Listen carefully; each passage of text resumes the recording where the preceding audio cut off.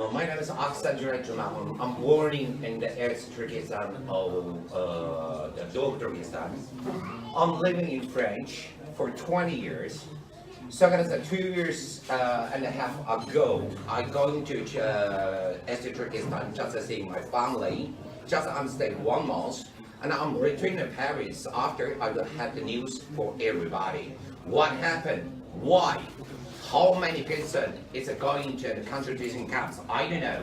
Why Chinese government is doing that? Because I don't know. How I'm reportedly tell the Chinese government, give me one answer. Why?